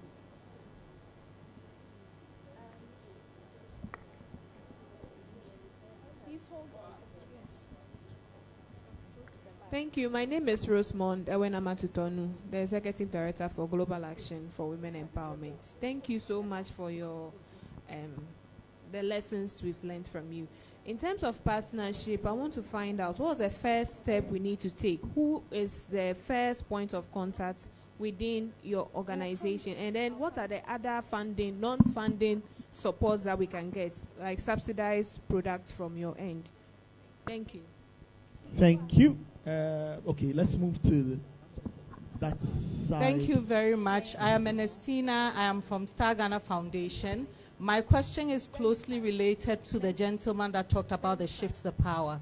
And this goes to everybody, for all the panelists, that how do you ensure the issue of power dynamics? Because there were examples of the community will propose something, and then you will discuss with them to either change it or scale it up or scale it down. There is the issue of you are bringing the money, so there is a tendency to always go with what you say. But in relation to sustainability, what do you do? How do you handle the issue of power dynamics so that even if there is a change in the concepts that they presented, it is still owned by them and they are going to sustain it, rather than just say we are accepting them because, well, they are the purse holders. So if they say this doesn't work and this would work for us, we'll just go for it. Thank you. Okay, one more question to end this round. And after that, we'll take our final round. From the back. Yeah, we haven't gone to the back. We'll go there. So one more question. Please keep it short and simple so we can get responses and then we proceed to the final round of questions. Where is our microphone? Right here. Yes, okay. Okay, so my name is Mercy. I work with CDA Ghana. Okay. So my question goes to Ghana Gas. I wanted to find out, they said from the presentation they made, from going forward, they are thinking about how they can be able to support the communities. And they indicated that basically they will not be giving financial support or these capital-intensive programs that they are doing, but they will see how they can support with expertise, like maybe having expertise that they provide with these communities. Yeah. So I just wanted to find out, is most of the project they do are actually capital intensive, like they indicated. So if you are going to provide technical expertise, and there is the need for you to also support with a bit of financial support, because of course if they are capital intensive projects, you need other funds to be able to do it. Are they going to provide additional funding support, or is just the human resource and technical expertise that they are going to provide for the community members? Thank you. All right, thank you so much. So we'll allow our panelists to answer, and then we'll take one final round of questions. Please keep them short and simple. So please note your questions now. We'll come to you. Okay. Crazy. Yes, I want to start. I'll start with the last question. We were talking about how the future looks in the next 10 years. Okay. And that is why I said that we may see a shift. It's not going to be an immediate shift. Maybe in the medium to long term, that is when you will see this drift.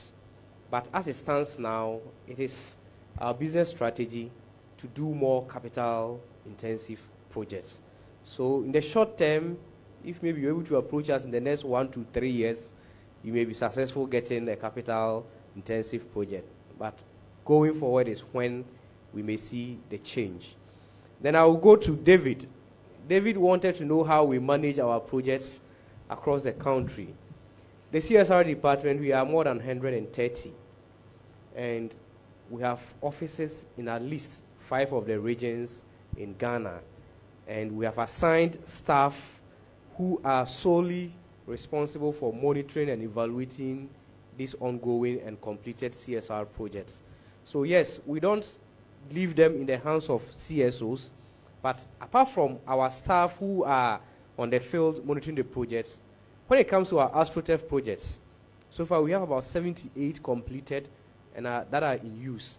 We have project management committee at the assembly level. Before we hand over the project to the community, we make sure that we have a committee that is going to be responsible for maintaining the AstroTurf park.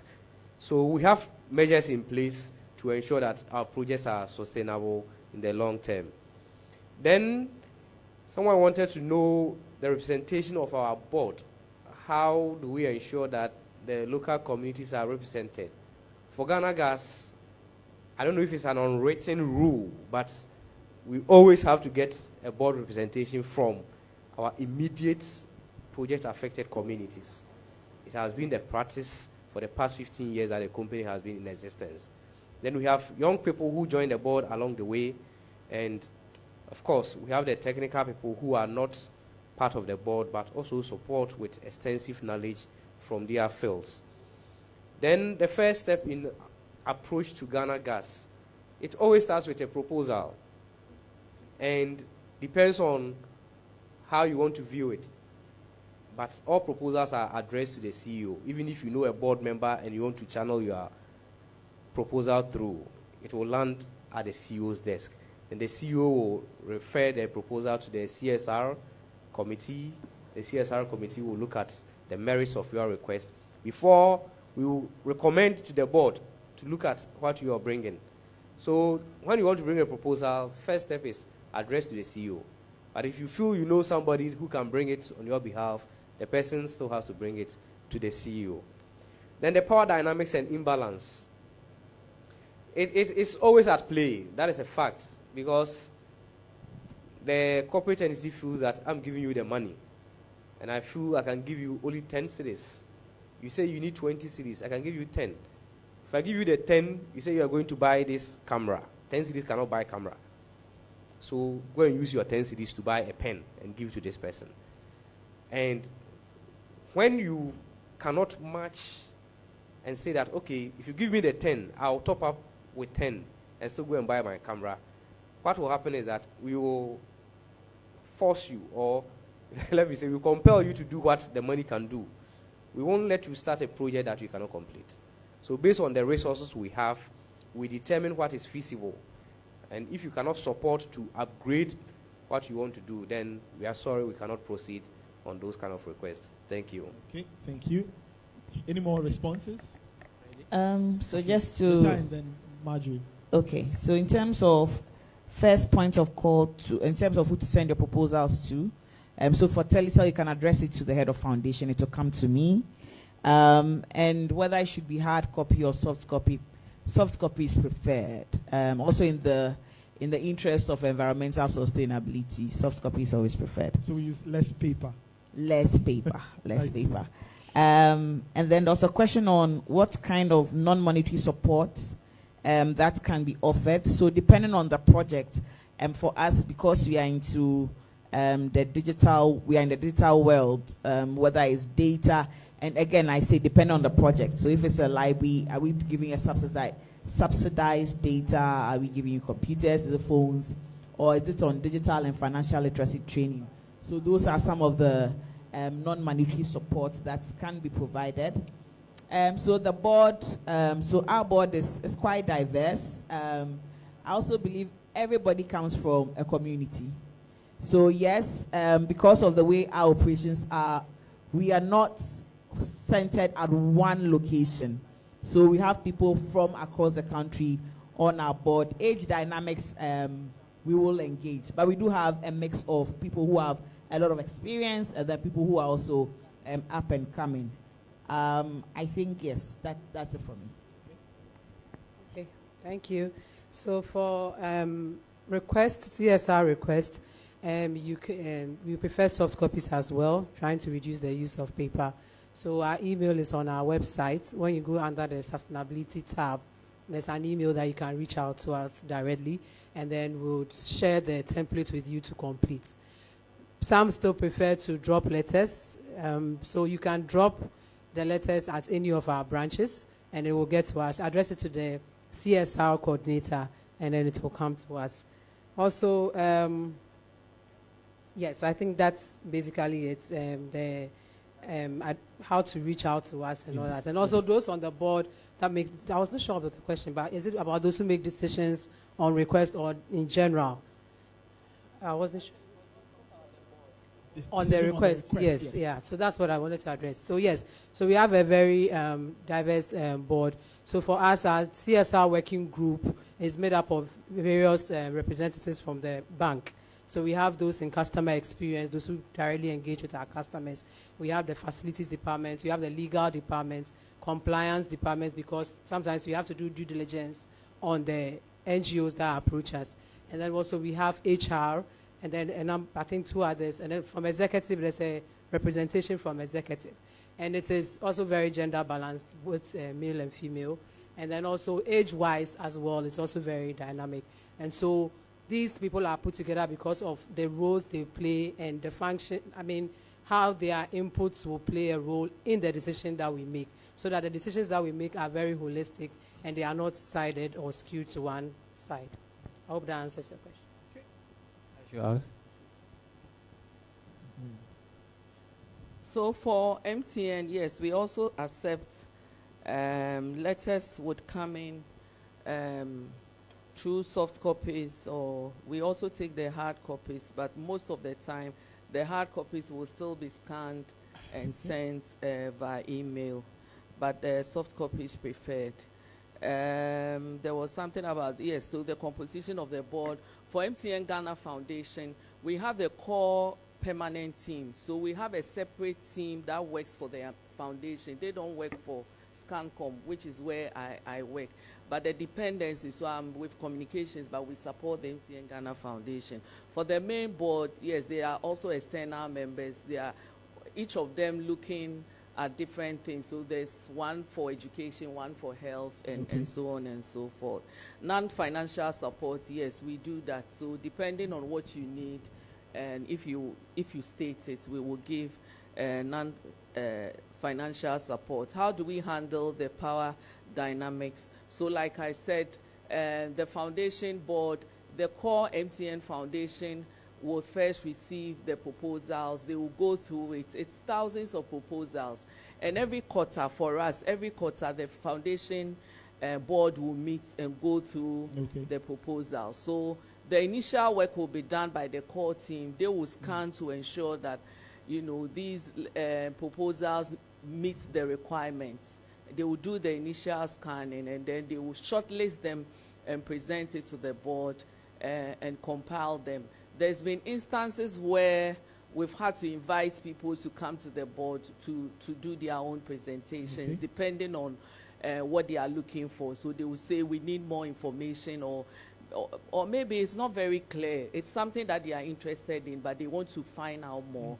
There's been instances where we invite people to come and do their own pitching to answer the questions. There's been times that we've written back, or we've called. Most likely we will call you to tell you the board has looked at it, but they need more information, or they want you to consider this.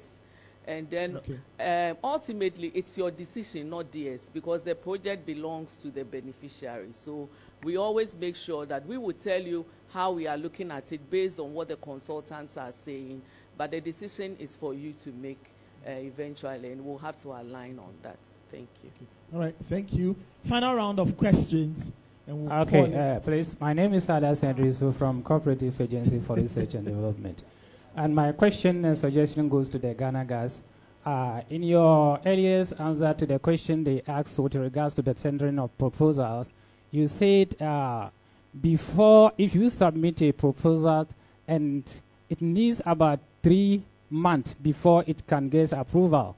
And the second response to the question again that was asked on that, you said, if you tender in a proposal and within 1 month you didn't hear from us or from them, then it means we should forget about it. So I don't know which one we are going to consider in this regard. And then you also mentioned about if you don't get, we should forget about it. We believe that we are here for capacity building, and if you are able to respond to our weak proposals, I think it also goes a long way to build our capacity by knowing our weaknesses. But keeping silent because our proposals are now strong, I think it will not help us. Thank you. Hello.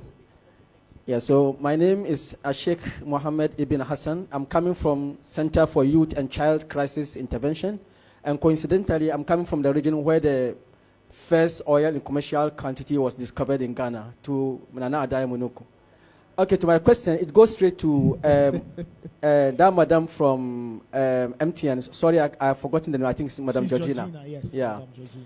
Yes, so most of the time when you apply for a job, there's conditionality that they're looking for some number of years of experience, at least 3 years or so.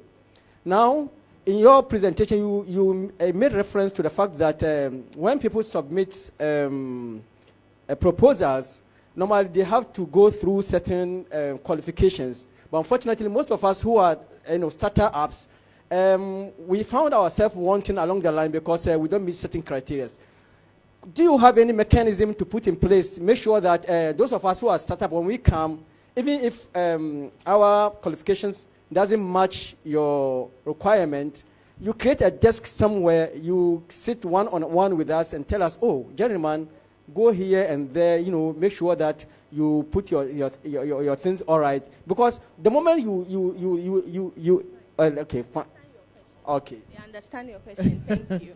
Yes, please go ahead. Hi. Hello. Yeah, thank you very much. My name is Ebenezer John Ayin from Grey Network. So to cut to the chase, I would like to ask the representative of MTN to kindly give us the channel through which our proposals could be channeled. And secondly, I would like to also ask, given the bureaucratic procedures in choosing which organization or foundation to assist, I want to know the ideal or the best time of the year to turn in proposals for sponsorship. Thank you. Okay, thank you very much for this great opportunity. My name is Amos Bintir for Mihoso International Foundation. Yes, I have a lot of questions, but a few one I would like to ask. Okay, thank you very much. Yeah, just one is fine. With One the question presentation is fine. so far, I've listened to all the panelists. It seems to me that it's difficult with your approach funding the CSOs. Now, what I want to find out here is that which form of funding models and approaches do you have so that CSOs can apply to this funding that you make available? Why? Wait, just a minute. Just one question. Yes. So the point I'm trying to link up is no explanation. The CSOs here we have need to be sustainable with whatever funding they get, and with this project that we are here in, with the shifting the power, if you fund me to just implement a project, that money cannot even do other things that will help the organization become sustainable. So which other approaches do you have in mind to help the CSOs in that process? Thank you. Okay. Two more. My name is Judith. Thank you for the opportunity.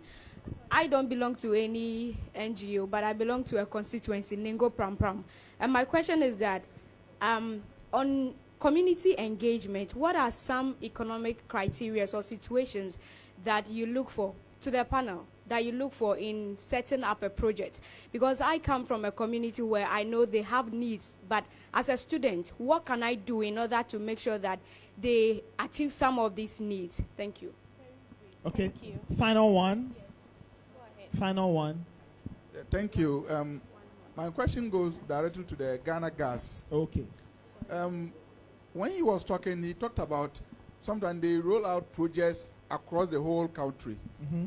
And I want to know the criterion they use to select those communities or the schools, because he was being specific about communities and schools of boreholes. Because I am coming from the Upper West region. And if you talked about boreholes across the whole country, I want to know, because there are some schools in the Upper West region, specifically Lasde Tolu Senior High School, that is facing water challenges since its inception in 1995. And so I want to know the criterion of selection, because in answering some of the questions, you said you have 5 regions where you have over 100 employees or something like that. What happened to the other regions that don't have representatives? How do you know the needs of those regions? It means that there's neglection of most of the regions in the country. Last question. Yeah. Okay. Okay. My name is Emmanuel Usmensa from Amicha Heba. I thank the Ghana Philanthropy Conference so much. I've seen that you people are doing your best by giving money and those things, support for NGOs or other organizations that want community to grow. But my question is, when you go to developing countries or other countries, like it is these same people who help to grow the country or the economy. My question is, in Ghana here, about what you've been doing. I've seen that it's not today that I've heard you people giving money, giving donation and those things. At least you are doing it for the best of the growth of the economy. So, with what some people are saying, it's like you are doing your best, but there's a little challenge to other people. Some people are saying that their strength is not much, whereby they can meet your standard. Would there be a way of teaching they say training of trainers? Would there be a way of teaching some people to help those people to groom? Because like the crumbs, the little ones that we are living, they are also made, because I've seen a situation where they will say, okay, we need this, we need that, we need that. And somebody have to go and then adapt. And in the end, you finish giving the money or whatever fund to the person, and it will come like cost zero. So what are the things that you are doing? Okay. Thank you so much. Our panelists. Nathan.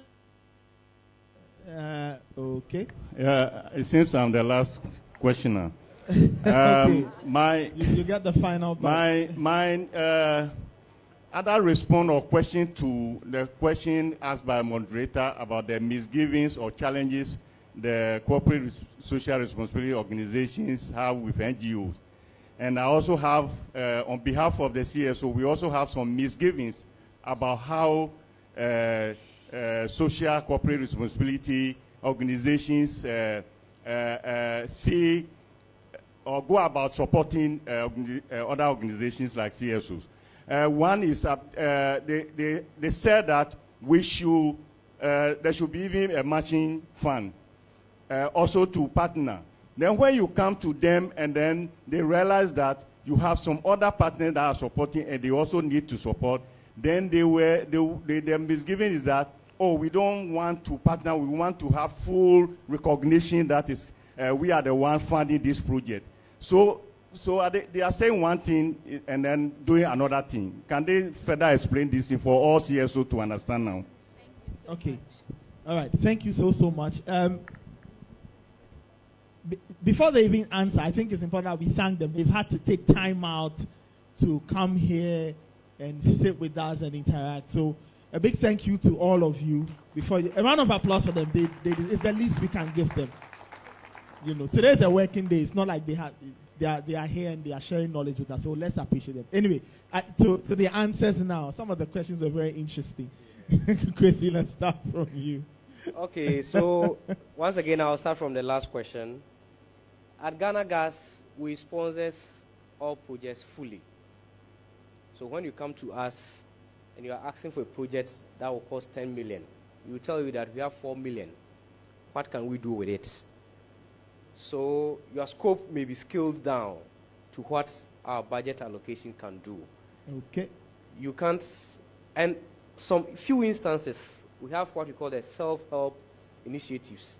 The communities will start something, maybe with sponsorship from somewhere, then along the line, the sponsorship ceases. They come to Ghana Gas, ask us to complete those projects for them. Those ones we are able to look at. Then, someone wanted to know how the 6 months and the 1 month. So this is what comes to play when you submit a proposal to Ghana Gas. As I said, within 1 month, if you don't hear from us, there's a likelihood that you will not be successful or you are not successful. And the 6 months is when sometimes we will take the decision. What happens is that when the proposal comes at the initial stage, we do the assessment. And if you go forward, we will let you know within the 1 month. So letting you know within the 1 month doesn't mean that you are getting the project implemented at that stage. We just tell you that, okay, now we want to go and do needs assessment. We want you to do this. We want you to do that. Let's do this. That could travel the 6 months. But within the 1 month, if you don't hear from us, then it means that the initial assessment was not in your favor. That is why you didn't get feedback. Then best time of the year. Of course, we are running the whole year, and we have board meetings on every quarter. So when you come early, maybe in March, you'll be successful in getting the earliest board meeting. But if you come in May, you have to wait till somewhere July before you get the next board meeting. If you come in June, you miss that opportunity. You have to wait till somewhere September. But within the year, you can come anytime. And if you are going to be considered, the project manager will call you, engage you further to let you know we need needs assessment. You want to know who are the beneficiaries. Tell us how you are also going to put your expertise to use, so that we use that proposal, add our recommendation, and take it to the board. Then there's a lady who wanted to know how her community could benefit from projects. We have 9 board members, and these 9 board members, each one handles at least one region of the country. And we have what we call the regional CSR projects. That is 30% of all our CSR projects. What the board members do is that we give them allocation. That this year we are giving each board member maybe 2 million cedis, 5 million Ghana cedis to implement projects in the regions that they are responsible for. So they go scouting for the needs in the regions that they are assigned to. And based on the relationships they have with some of the community members, we say the early bird catches the worm. They are able to lobby through and get the regional CSR. Apart from that, the 70% is what we get from unsolicited, we call it unsolicited proposals. You just bring it in. If we look at the demand and the merits of it, if you are lucky, you get considered. That is 70% of what we do. Then you wanted to know the WA or Upper West. Upper West, yes, we have. Yes. This is Upper East or Upper West? He said Upper West. Upper West, we have a lot of projects going on there.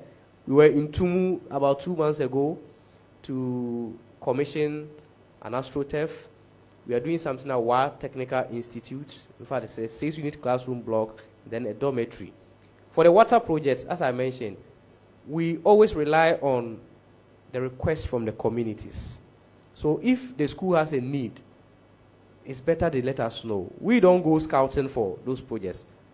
It's the regional CSR that the board members are given the mandate to look for the projects. And the honest truth is that because some people know them to be on the board, they quickly approach them, even with their demands before these allocations are made. So if you have a means of reaching out to a board member, we will advise that it's another approach you could use to get some of the needs of your school addressed. Thank you very much. Thank you. Thank you. More responses? Yes. Rita? Yes, so I think similar to the community engagement, I think that's Ningo Pram Pram. So usually you will look at which organization and the various pillars or areas of focus that they have. And then if there's a community need, then that becomes an area or a possible area of collaboration between the community and the organization.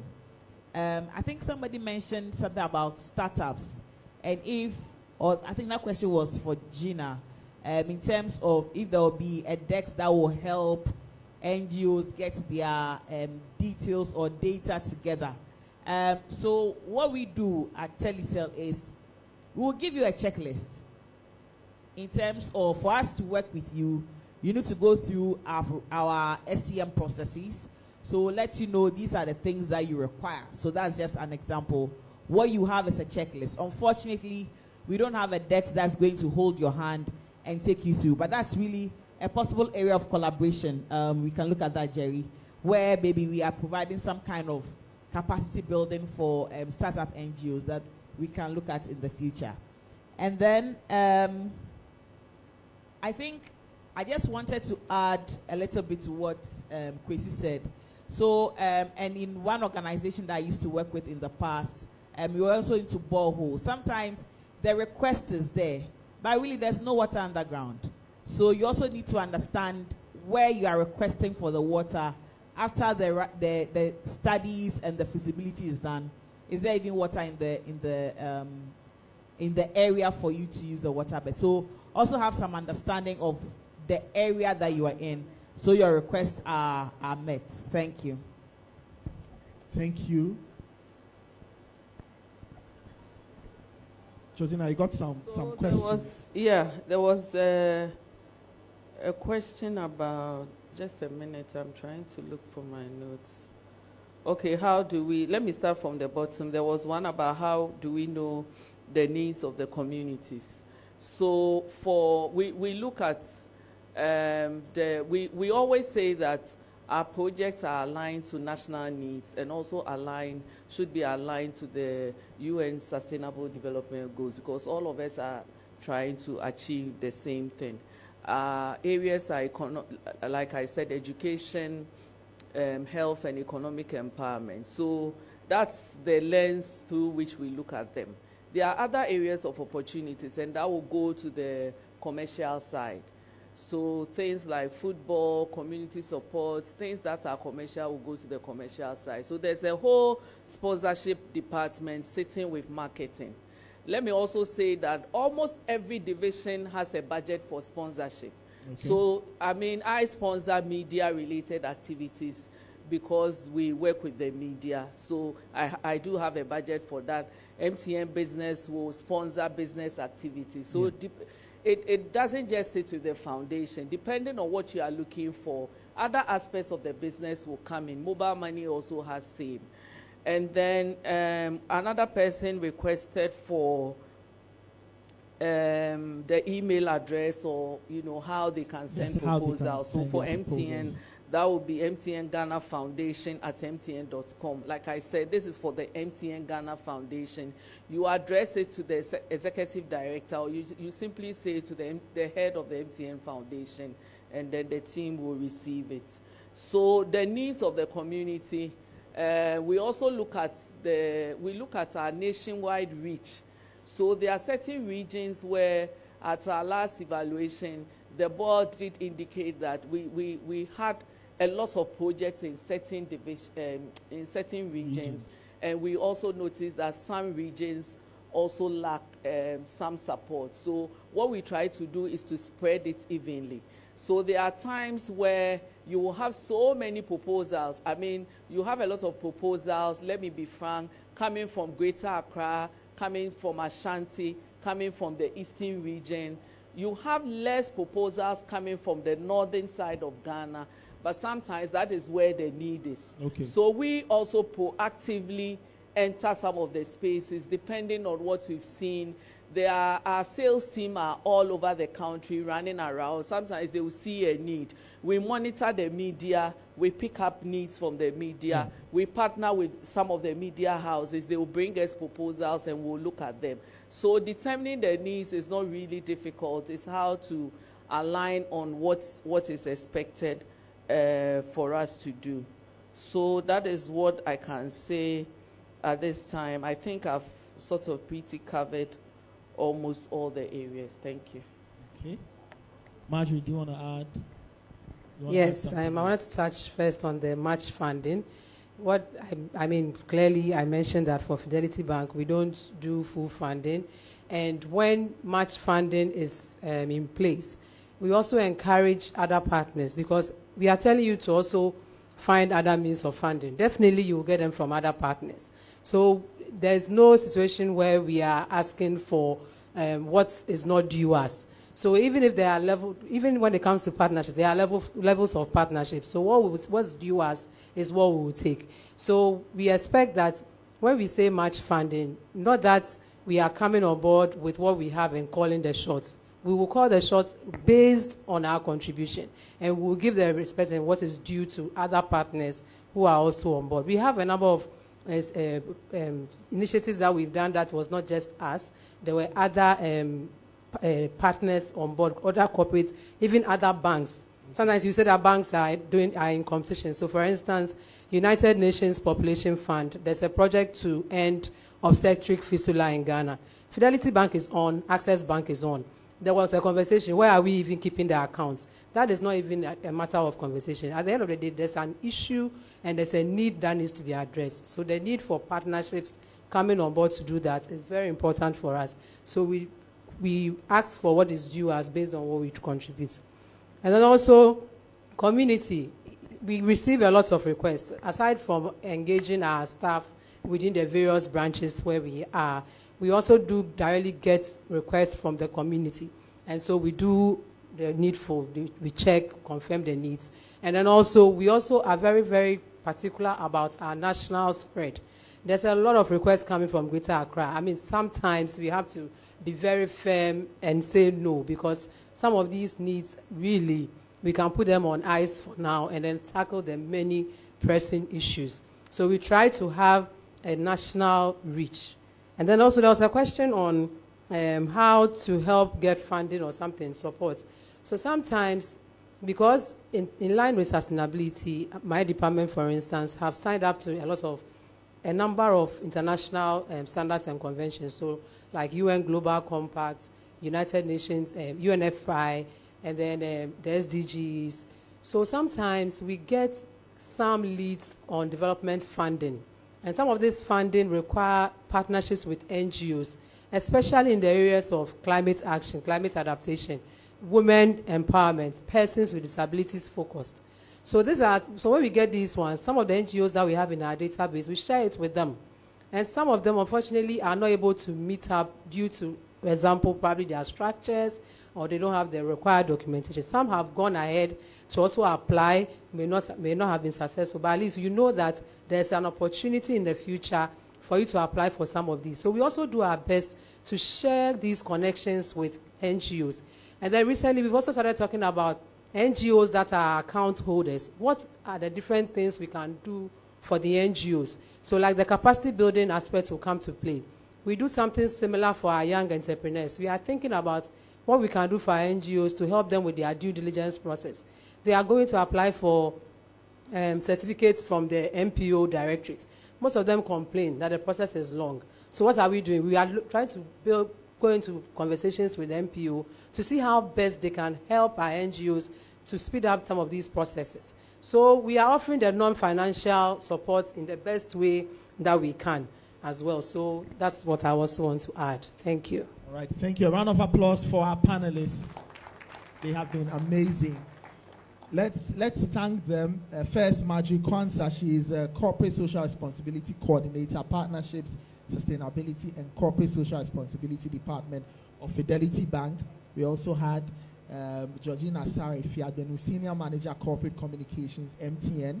Rita Ijewa Roxin, Manager, Foundation, Sustainability, and External Communications at Telecel Ghana.